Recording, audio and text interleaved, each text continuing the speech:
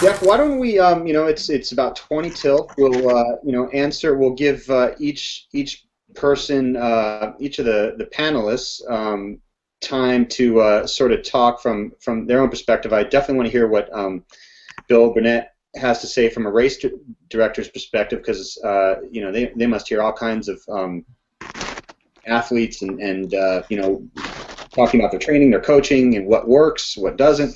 Let me just get into a question. What you were just saying, I'm going to look off and see a question that I found interesting from Kelly Trudell, and I would try to sound really professional and say where Kelly is from, but I don't see that here. From Facebook, said, do you take the data files from Garmin devices or anything like that, or is it strictly on the standardized assessments?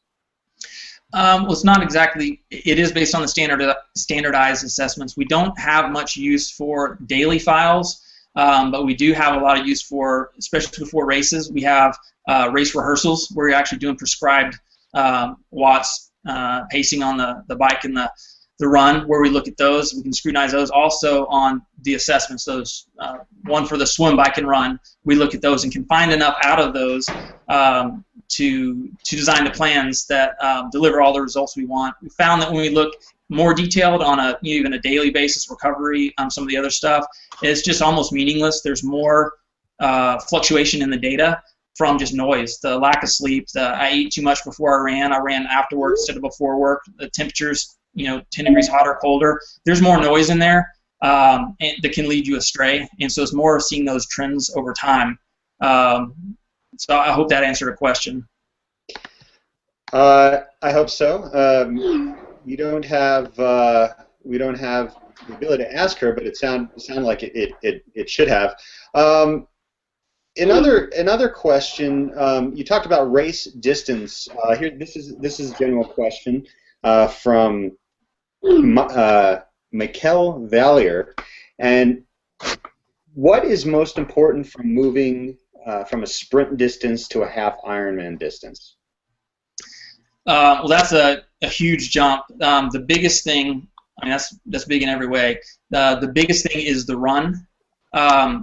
Proportionally, there's the swim has a bigger difference in the actual sprint distance swim to a half Iron swim, but your training sessions are probably already longer than the swim in a half Iron race. The bigger deal is the length of the run. The bike, likewise, because you don't have that additional trauma from increasing the volume there, the pounding on the pavement.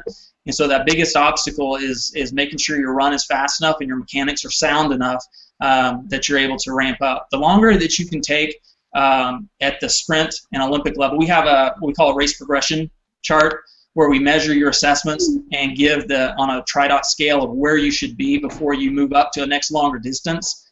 Given anyone can race any distance, you can take, literally a couch potato in 12 years with the right, 12 months with the right training, they can do an Ironman. They can finish an Ironman. So I would never want to discourage anyone from achieving any goal or going after anything.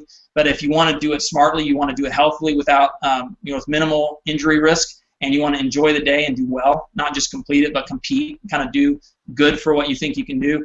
The best way to do that is to progress very gradually and achieve certain objectives. Do what you need to do as a sprint athlete and earn your right to train as an Olympic distance athlete.